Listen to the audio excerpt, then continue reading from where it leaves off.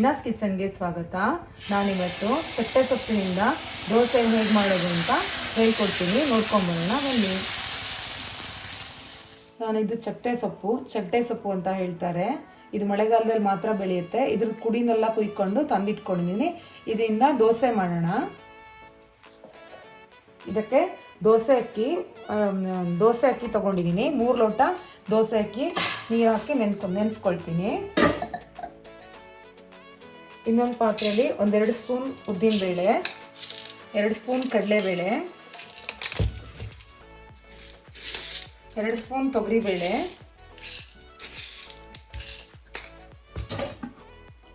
ಈ ಅಕ್ಕಿ ಮತ್ತು ಅಕ್ಕಿಗೆ ನೀರು ಹಾಕಿ ನೆನೆಸೋಣ.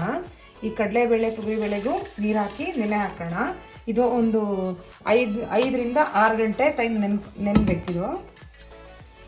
ಈ ಕಡಲೆಬೇಳೆ ಉದ್ದಿನಬೇಳೆ ಎಲ್ಲ ಚೆನ್ನಾಗಿ ನೆಂದಿದೆ. ಇದನ್ನು ನೀರು ತೆಗೆದು ಮಿಕ್ಸಿ ಜಾರ್ಗೆ ಹಾಕ್ಕೊಳ್ಳೋಣ.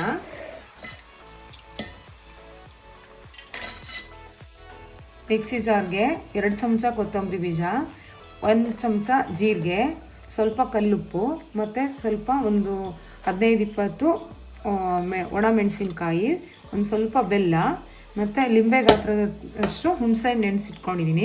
ಎಲ್ಲ ಮಿಕ್ಸಿ ಜಾರ್ಗೆ ಹಾಕಿ ರುಬ್ಕೊಂಬರೋಣ.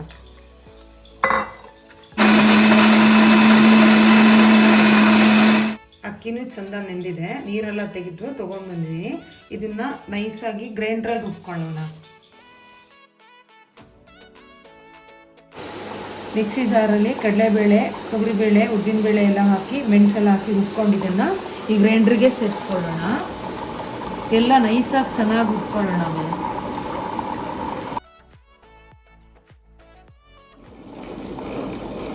ಇದು ನೈಸಾಗಿ ರುಬ್ಬಿದೆ. ಇದನ್ನು ಪಾತ್ರೆಗೆಲ್ಲ ತೆಕ್ಕೊಳ್ಳೋಣ. ಹಿಟ್ಟನ್ನು ಗ್ರೈಂಡ್ರಿಂದ ತೆಗೆದಾಗಿದೆ.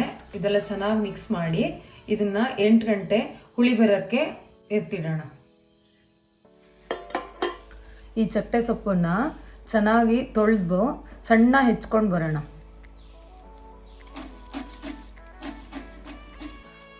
ಎರಡು ಮೀಡಿಯಮ್ ಗಾತ್ರದ ಈರುಳ್ಳಿ ತಗೊಂಡು ಇದನ್ನು ಸಣ್ಣ ಕಟ್ ಮಾಡೋಣ.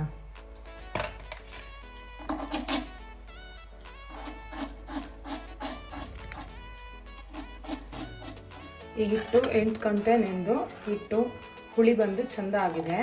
ಇದಕ್ಕೆ 2 ಕಟ್ ಮಾಡಿದಂಥ ಈರುಳ್ಳಿ ಮತ್ತು ಸಣ್ಣ ಕಟ್ ಮಾಡಿದಂಥ ಚಟ್ಟೆ ಸೊಪ್ಪನ್ನು ಈ ಹಿಟ್ಟಿಗೆ ಮಿಕ್ಸ್ ಮಾಡ್ಕೊಳ್ಳೋಣ. ದೋಸೆ ಕಾದಿದೆ, ಇದಕ್ಕೆ ಎಣ್ಣೆ ಹಚ್ಕೊಳ್ಳೋಣ.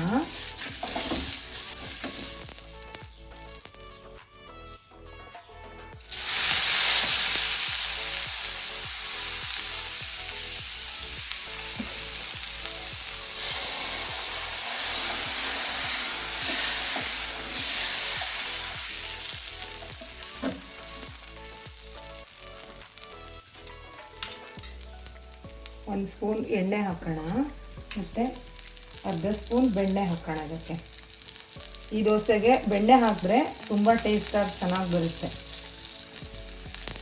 ಇದನ್ನು ಮುಚ್ಚಿಡಬೇಕು ಮತ್ತು ಸಣ್ಣ ಉರಿಯಲ್ಲಿ ಬೇಯಿಸ್ಕೋಬೇಕು. ಈಗ ಒಂದು ಸೈಡ್ ಬೆಂದಿದೆ.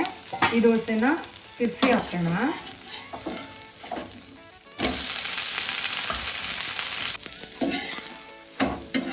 ಇದೆರಡು ಸೈಡ್ ಚೆನ್ನಾಗಿ ಬೆಂದಿದೆ.